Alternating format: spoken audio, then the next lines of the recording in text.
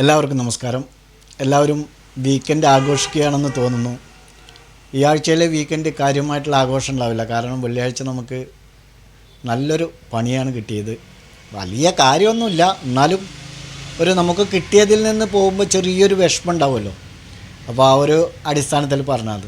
ഏതായിരുന്നാലും നമുക്ക് ട്രേഡിങ്ങിനെ സുതാര്യമാക്കേണ്ട കുറച്ച് കാര്യങ്ങൾ കേവലം ഒരു 5 മിനിറ്റിൽ പറഞ്ഞു തീർക്കും. ഓക്കെ, പരമാവധി ശ്രദ്ധിച്ച് കേൾക്കുക. അതിനനുസരിച്ച് നിങ്ങളുടെ ട്രേഡിംഗ് സെറ്റപ്പുകൾ ഭാവിയിലേക്ക് മാറ്റാൻ ശ്രമിക്കുക. നമ്മളൊരു സ്ട്രാറ്റജിയെ ഫോളോ ചെയ്യുന്നുണ്ടെങ്കിൽ അതിനെ കണ്ടിന്യൂ ആയിട്ട് ഫോളോ ചെയ്യുക. ഓക്കെ, ഇന്നല്ലെങ്കിൽ നാളെ അത് നമുക്ക് നല്ല റിട്ടേൺ തരും. ആ തരത്തിലായിരിക്കണം. ഒരു ദിവസം ഒരു സ്ട്രാറ്റജി ഉപയോഗിച്ച് മറ്റൊരു ദിവസം വേറെ ഒന്നിലേക്ക് ചാടുമ്പോൾ അതുമില്ല ഇതുമില്ലാത്ത ഒരു അവസ്ഥയിലേക്ക് മാറിപ്പോകും. അതുകൊണ്ട് നിങ്ങൾ ഒന്നിനെ തന്നെ കുറച്ച് ടൈം അല്ലെങ്കിൽ കുറച്ച് ദിവസങ്ങൾ അല്ലെങ്കിൽ കുറച്ച് മാസങ്ങൾ ഫോളോ ചെയ്തിട്ട് അതിൽ നിന്ന് നിങ്ങൾക്ക് ഫലം കിട്ടുന്നില്ല എങ്കിൽ മാത്രം മറ്റൊന്നിലേക്ക് ചാടാൻ ശ്രമിക്കുക.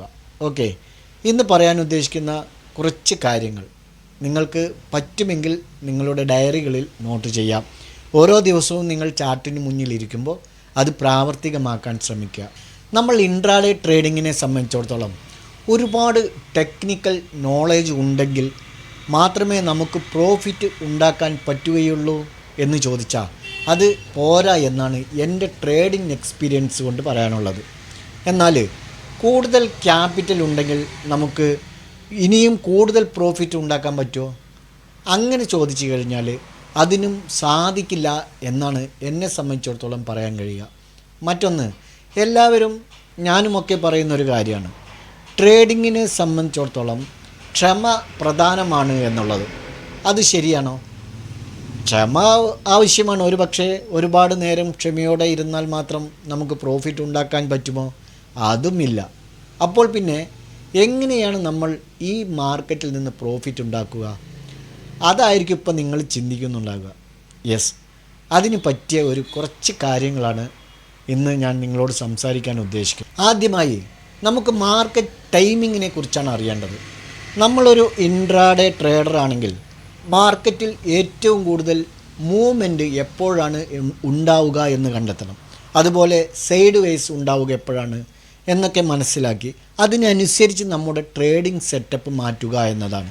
ഉദാഹരണത്തിന് നമ്മുടെ ഇന്ത്യൻ മാർക്കറ്റിനെ സംബന്ധിച്ചിടത്തോളം രാവിലെ 9:15 മണി മുതൽ ഒരു 10:45 മണി വരെയുള്ള ആ ഒരു ഇടവേള നല്ല മൂവ്മെൻ്റ് ആയിരിക്കും. അത് കഴിഞ്ഞാൽ പിന്നെ 10:45 മുതൽ ഒരു 1:45 വരെ ഒരുപാട് സിഗ്സാഗ് ആയിട്ടാണ് ട്രേഡിംഗ് നടക്കുക. അതായത് സൈഡ് വേ ആയിട്ടായിരിക്കും. നിങ്ങൾ ശ്രദ്ധിച്ചിട്ടുണ്ടാവും, നമ്മൾ സിഗ്നൽ കൊടുക്കുന്ന ഗ്രൂപ്പുകളിലുള്ളവർക്ക് മനസ്സിലാവും. ആ ഒരു സമയം നമ്മൾ സൈലൻ്റ് ആയിരിക്കും. ആ സമയത്ത് ശരിക്കും ആരും ട്രേഡ് എടുക്കരുത് എന്നാണ് ഞാൻ പറയാറ്. പല ആളുകൾക്കും ഇതൊരു എന്താ പറയുക, ഞാൻ എപ്പോൾ എല്ലാ വീഡിയോയിലും പറയുന്നതാണ്, ഇതൊരു അഡിക്റ്റ് പോലെയാണ്. ചിലർക്ക് സിഗരറ്റ് വലി, ചിലർക്ക് മദ്യപാനം, അതുപോലെ ചിലർക്ക് ഈ എന്താ പറയുക ഈ വായി നോക്കൽ അതുപോലുള്ള ഓരോരുത്തർക്കും ഓരോ ചോയ്സ് ആയിരിക്കും, ഓരോ ക്രേസ് ആയിരിക്കും. അതായത് ഇപ്പോൾ നമുക്ക് നമ്മുടെ സമയം ചിലരും പലതരം ഹാബിറ്റുകളിലൂടെ ആയിരിക്കും സമയം കളയുക എന്ന് പറയുന്നത്. സമയം കളയലാണല്ലോ പലർക്കും ഒരു ഹോബി എന്ന് പറയുന്നത്. അപ്പോൾ ഞാൻ ഇത് പറഞ്ഞത് സമയത്തെ നിസ്സാരപ്പെടുത്തിക്കൊണ്ടല്ല. പലരും പറയുന്നവരുണ്ട് സമയം പോകുന്നില്ല. സമയം എന്നുള്ളതിൻ്റെ ശരിയായ വില അറിഞ്ഞു കഴിഞ്ഞാൽ നമുക്ക് സമയം പോരാ എന്നുള്ളതാണ് തോന്നുന്നത്. അത് ആ ഒരു സ്റ്റേജിലേക്ക് എത്തണം. പൊതുവേ ഈ കൂടുതൽ തിങ്കിങ് ചെയ്യാത്ത ആളുകളാണ് അത്തരത്തിൽ പറയാറ്. അപ്പോൾ ഞാൻ പറഞ്ഞു വന്നത്, പലർക്കും പല ഹാബിറ്റ്സാണ്. ചിലർക്ക് അത് ഓരോ കാലങ്ങൾക്കനുസരിച്ച് മാറും കേട്ടോ, ഓരോ സിറ്റുവേഷൻ അനുസരിച്ച് മാറും ആ ഹാബിറ്റ്സ്. അതായത് പിന്നെ ക്യാരംസ് കളിക്കുന്ന ആ ഒരു ടൈമിൽ അതുതന്നെയായിരിക്കും നമ്മുടെ മൈൻഡിൽ.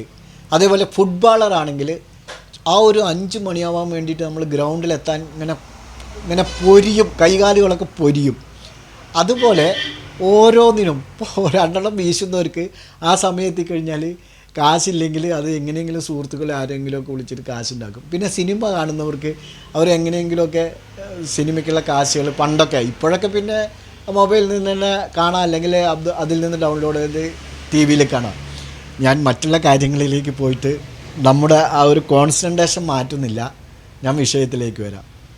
അപ്പോൾ അതുപോലെ ഈ വെറുതെ ഇരിക്കാൻ മാർക്കറ്റിൽ പലർക്ക് കഴിയില്ല. ഇതിങ്ങനെ ട്രേഡ് എടുത്തുകൊണ്ടേയിരിക്കണം. അത് ഒഴിവാക്കുക. 10:45 മുതൽ ഒരു 1:30-1:45 വരെ നിങ്ങൾ റെസ്റ്റ് എടുത്താലും വേണ്ടില്ല. ചിലപ്പോൾ ചില സമയത്ത് അതിനിടയ്ക്ക് ഒരു മൂവ്മെൻ്റൊക്കെ കിട്ടും, ഇല്ലയെന്ന് പറയുന്നില്ല. എനി ടൈം ഇരിക്കുന്നവർക്ക് ഓക്കെ. ഈ കൈകാല് പൊരിച്ചിലുള്ളവർക്കാണ് ഞാൻ പറയുന്നത്, ആ സമയം കുറച്ച് മിണ്ടാതിരിക്കുക. ഓക്കെ. അപ്പോൾ എന്താണ് പറഞ്ഞു വന്നത്? രാവിലെ 10:45 ടു 9:15 ടു 10:45. അത് കഴിഞ്ഞാൽ പിന്നെ 10:45 ടു 1:15 സൈഡ് വേ. അത് കഴിഞ്ഞാൽ പിന്നെ 1:45 മുതൽ 3:15 വരെ ആ ഒരു സ്പീഡായിട്ടുള്ള ഒരു ട്രേഡിംഗ് ആയിരിക്കും ഉണ്ടാക്കുക. അപ്പോൾ ഈ ചലനം, ഈ ടൈമിങ്ങിനനുസരിച്ച് വേണം നമ്മുടെ ട്രേഡിംഗ് സെറ്റപ്പ് നമ്മൾ അഡ്ജസ്റ്റ് ചെയ്യാൻ. ഇപ്പോൾ കുറച്ച് മുമ്പ് പറഞ്ഞ ഉദാഹരണങ്ങൾ വെച്ചിട്ട് ആ സമയത്ത് നമ്മൾ ക്ലോസ് ചെയ്യാൻ പറ്റാത്തവർക്ക്. മറ്റൊരു വിഷയം കാൻഡിൽ സ്റ്റിക്ക് ടൈം ഫ്രെയിമിനെ അറിയലാണ്. അതായത് സാധാരണ ഒരു ഡേ ട്രേഡറെ സംബന്ധിച്ചിടത്തോളം 10 മുതൽ 15 പോയിൻ്റ് വരെ നിഫ്റ്റിയിലും 20 മുതൽ 30 പോയിൻ്റ് വരെ ബാങ്ക് നിഫ്റ്റിയിലും കിട്ടിയാൽ മതി എന്ന് വിചാരിച്ചിട്ടാണ് ട്രേഡ് എടുക്കുക. അതിനെ ബേസ് ചെയ്തുകൊണ്ട് എടുത്ത ഒരു ട്രേഡ്, ആ എടുത്തതിന് ശേഷം മാർക്കറ്റ് നമുക്ക് എഗെയിൻസ്റ്റ് ആയിട്ടാണ് പോകുന്നത്, അതായത് നമുക്ക് എതിരായിട്ട് ഓപ്പോസിറ്റാണ് പോകുന്നത് വിചാരിച്ചോളൂ. ഉടനെ ചില ആളുകൾ എന്ത് ചെയ്യറിയോ, ഈ 15 മിനിറ്റ് ടൈം ഫ്രെയിമിന് നോക്കിയിട്ടാണ് ട്രേഡ് എടുത്തതെങ്കിൽ ഉടനെ 1 മണിക്കൂർ ടൈം ഫ്രെയിമിലേക്ക് മാറ്റിയിട്ട് ഓവറാൾ മാർക്കറ്റ് ബയ്യിങ് സൈഡ് തന്നെയാണ്, അതുകൊണ്ട് നമുക്ക് കുറച്ച് നേരം കൂടെ കാത്തിരുന്ന് നോക്കാം എന്ന് പറഞ്ഞിട്ട് ഹൈ ടൈം ഫ്രെയിമിലേക്ക് മാറ്റി അനലൈസ് ചെയ്യുമ്പോൾ അതെന്താവും, അത് പിന്നീട് ലോസിൽ നിന്ന് ലോസിലേക്കാണ് പോവുക. അപ്പോൾ അങ്ങനെ ബയ്യിങ് സെൻറ്റിമെൻറ്റിലാണെന്ന് കാണുമ്പോൾ അവർ ഹോൾഡ് ചെയ്യും. ഓവറാൾ മാർക്കറ്റ് ബയ്യിങ് മോഡിൽ തന്നെയാണ് ഉള്ളത് എന്ന് വിചാരിച്ചിട്ട് ഇനിയും കുറച്ച് നേരം കൂടെ കാത്തിരിക്കുക എന്ന് തീരുമാനിച്ച് അങ്ങനെ വെയിറ്റ് ചെയ്താൽ അത് ഹ്യൂജ് ലോസിലേക്കാണ് പിന്നെ നമ്മെ കൊണ്ട് എത്തിക്കുക എന്നുള്ളതാണ് ഒരു കാര്യം. അപ്പോൾ എങ്ങനെയാണ് നമ്മൾ ഡേ ട്രേഡിങ്ങിൽ ക്യാൻഡിൽ സ്റ്റിക്ക് ടൈം ഫ്രെയിം വെച്ച് കറക്റ്റായിട്ട് ട്രേഡ് എടുക്കുക എന്നുള്ളത് നിങ്ങൾക്കൊരു സംശയം ഉണ്ടാകും. അത് പറയാം. ഉദാഹരണത്തിന് നമ്മൾ ഏത് ടൈം ഫ്രെയിം ചാർട്ടിനെ അനലൈസ് ചെയ്താലും, 1 മണിക്കൂറോ 1 ദിവസമോ ഏതിനെ അനലൈസ് ചെയ്താലും 15 മിനിറ്റ് ടൈം ഫ്രെയിമിൽ മാത്രം നമ്മൾ ഇൻട്രാഡേ ട്രേഡർമാർ ട്രേഡ് ചെയ്യാൻ ശ്രമിക്കുക. അത് വെച്ച് അനലൈസ് ചെയ്തിട്ട് ആ 15 മിനിറ്റിനെ ബേസ് ചെയ്തുകൊണ്ട് 5 മിനിറ്റോ അതിന് താഴെയുള്ള ടൈം ഫ്രെയിമിലേക്ക് എക്സ്ചേഞ്ച് ചെയ്ത് വേണം ട്രേഡ് എടുക്കാൻ. മനസ്സിലായില്ലേ? ഉദാഹരണത്തിന് നിങ്ങൾക്ക് മനസ്സിലാവുന്ന രൂപത്തിൽ പറയുകയാണെങ്കിൽ, നമ്മൾ നിഫ്റ്റി ഇൻഡെക്സിലാണ് ട്രേഡ് ചെയ്യുന്നത് എന്ന് വിചാരിക്കുക. അതിൻ്റെ ചാർട്ട് 15 മിനിറ്റ് ടൈം ഫ്രെയിമിൽ വെച്ച് അനലൈസ് ചെയ്യുക. ഓക്കെ. ഒരു ഉദാഹരണത്തിന് 24,100 രൂപ നിഫ്റ്റിയിൽ ഒരു സപ്പോർട്ടുണ്ട് എന്ന് വിചാരിക്കുക. 24,100 എപ്പോൾ ടച്ച് ചെയ്യുന്നോ അപ്പോൾ തന്നെ മാർക്ക് ചെയ്ത് നമ്മുടെ ചാർട്ട് 5 മിനിറ്റിന് താഴെയോ 5 മിനിറ്റിലേക്കോ മാറ്റിയതിന് ശേഷം സപ്പോർട്ടിൽ വന്ന് എപ്പോൾ ടച്ച് ചെയ്യുന്നോ അപ്പോൾ തന്നെ നമുക്ക് ആ time frame 15 minute time frame എൻഡായി കഴിഞ്ഞു തൊട്ട് വരുന്ന ടൈം ഫ്രെയിം ഒരു ബുള്ളിഷ് വിത്ത് വോളിയത്തോടെ ഓപ്പൺ ആവുന്നെങ്കിൽ അവിടെ വെച്ച് തന്നെ നമുക്ക് ട്രേഡ് എക്സിക്യൂട്ട് ചെയ്യാം. ഓക്കെ. അങ്ങനെ ചെയ്യുന്ന സമയം നമുക്ക് എന്തായാലും നിഫ്റ്റിയിലാണെങ്കിൽ ഒരു 10 to 15 ചിലപ്പോൾ 20 പോയിൻ്റ് വരെ നമുക്ക് സിമ്പിളായിട്ട് കിട്ടാൻ സാധ്യതയുണ്ട്. അതിന് നമുക്ക് 15 മിനിറ്റ് കഴിയുന്നവരെ ഇരിക്കേണ്ട ആവശ്യമില്ല എന്നാണ് പറയുന്നത്. 15 മിനിറ്റ് ടൈം ഫ്രെയിമിൽ വെക്കുന്നു, ഒരു സപ്പോർട്ടിനെ നമ്മൾ മാർക്ക് ചെയ്യുന്നു, അതിൽ വന്ന് ടച്ച് ചെയ്ത് എപ്പോൾ ആ ടൈം ഫ്രെയിം ക്ലോസ് ചെയ്യുന്നു അപ്പോൾ തന്നെ അപ്പുറത്ത് 1 മിനിറ്റോ 2 മിനിറ്റോ 3 മിനിറ്റോ ടൈം ഫ്രെയിമിൽ ബുള്ളിഷ് വിത്ത് വോളിയത്തോടൊരു ക്യാൻഡിൽ രൂപപ്പെടുന്നുണ്ട്. അപ്പോൾ നമുക്ക് ട്രേഡ് എടുക്കുക എന്നുള്ളതാണ്. മറ്റൊന്ന് പറയാനുള്ളത് എക്സിറ്റ് ക്വിക്ക്ലി എന്നതാണ്. എന്താണ് പെട്ടെന്ന് പുറത്തു കിടക്കുക എന്നാൽ ഇൻട്രാഡേ ട്രേഡിങ്ങിനെ സംബന്ധിച്ചിടത്തോളം വളരെ പ്രധാനപ്പെട്ട ഒരു വിഷയമാണിത്. പക്ഷേ നമ്മളെല്ലാവരും മൊത്തത്തിൽ ഇതിന് എഗെയിൻസ്റ്റ് ആയിട്ടാണ്, വിപരീതമായിട്ടാണ് പ്രവർത്തിച്ചുകൊണ്ടിരിക്കുന്നത്. അത് എന്താണെന്ന് ചോദിച്ചാൽ, പച്ച കളറ് കണ്ടാൽ പിന്നെ കയ്യും കാലും വിറച്ച് നെഞ്ചൊക്കെ പടപടാന്ന് മുടിച്ച് പെട്ടെന്ന് കയറി അങ്ങ് ബുക്ക് ചെയ്യും. ഇത് എല്ലാവർക്കും പറ്റുന്നൊരു സംഗതിയാണ്. പ്രോഫിറ്റ് പെട്ടെന്ന് അങ്ങോട്ട് ബുക്ക് ചെയ്യും. എന്നാൽ ലോസ് വരുമ്പോഴോ തിരിച്ച് കയറും പറഞ്ഞ് അങ്ങനെ കാത്തിരുന്ന് വലിയ നഷ്ടം സംഭവിക്കുന്നത് വരെ എക്സിറ്റ് അടിക്കാതെ അങ്ങനെ ഇരിക്കും. നമ്മളൊരു ട്രേഡർ എന്ന നിലയ്ക്ക് ഈ ഒരു ശീലം പെട്ടെന്ന് തന്നെ സ്റ്റോപ്പ് ചെയ്യണം. അങ്ങനെ സ്റ്റോപ്പ് ചെയ്താൽ മാത്രമേ മുന്നോട്ട് പോകാൻ കഴിയൂ. ഇല്ലെങ്കിൽ തീർച്ചയായും നമുക്ക് ഇൻട്രാഡേ മാർക്കറ്റിൽ ട്രേഡ് ചെയ്ത് പ്രോഫിറ്റ് ഉണ്ടാക്കാൻ പറ്റുമെന്ന് എനിക്ക് തോന്നുന്നില്ല. മനസ്സിലായില്ലേ? റെഡ് കണ്ട് നഷ്ടം വന്നത് നോക്കി ഏതൊരു തരത്തിലും തളരാതെ, സിറ്റുവേഷനിൽ തളരാതെ പെട്ടെന്ന് തന്നെ ആ നഷ്ടത്തെ അംഗീകരിക്കുക, എക്സിറ്റ് അടിച്ച് പുറത്തു വരിക. അതാണ് അവസാനമായി പറയാനുള്ളത്. പൊസിഷൻ സൈസിനെ കുറിച്ചാണ്. തൊട്ട് മുന്നേ പറഞ്ഞ തെറ്റ് സംഭവിക്കുന്നതിനുള്ള പ്രധാനപ്പെട്ട കാരണം ഇനി പറയുന്ന ഈ പോയിൻ്റാണ്. അതിന് ഒരു ചെറിയ ഉദാഹരണം. മാർക്കറ്റ് തുറന്നതിന് ശേഷം ഒരു ഇൻഡെക്സ് കണ്ടിന്യൂ ആയി മുകളിലേക്ക് പോയിക്കൊണ്ടിരിക്കുന്നു എന്ന് കരുതുക. അതായത് ഒരു നിഫ്റ്റി കണ്ടിന്യൂ ആയിട്ട് മുകളിലേക്ക് പോയിക്കൊണ്ടിരിക്കുകയാണ്. ആ സമയത്ത് ഒരു 50 ലോട്ട് വാങ്ങി ജസ്റ്റ് ഒരു 4-5 പോയിൻ്റ് ബുക്ക് ചെയ്ത് പെട്ടെന്ന് ഇറങ്ങി വരാമെന്ന് നമ്മൾ വിചാരിക്കും. അങ്ങനെ വിചാരിച്ചാവും നമ്മളൊരു 50 ലോട്ട് വാങ്ങിക്കുക. 1-2 ദിവസമൊക്കെ നമ്മൾ പ്രതീക്ഷിച്ച പോലെ തന്നെ നമുക്ക് പ്രോഫിറ്റ് കിട്ടി എന്നും വരാം. എന്നെങ്കിലും ഒരു ദിവസം, എല്ലാ ദിവസവും മാർക്കറ്റ് ഒരേപോലെ ആവില്ലല്ലോ, എന്നെങ്കിലും ഒരു ദിവസം ഒരു ട്രേഡ് നമുക്ക് ഓപ്പോസിറ്റായി പോയാൽ ഒരു വലിയ നഷ്ടത്തെ നമ്മൾ അഭിമുഖീകരിക്കേണ്ടി വരും. 4-5 പോയിൻ്റ് മൈനസ് ആയാൽ അങ്ങനെ സംഭവിക്കുന്ന ഒരു ചെറിയ നഷ്ടത്തെ അംഗീകരിക്കാനോ എക്സിറ്റ് അടിക്കാനോ മനസ്സ് സമ്മതിക്കാതിരുന്നാൽ അത് കാരണമായി നമ്മുടെ മൊത്തം ക്യാപിറ്റലും കാലിയായി പോകും.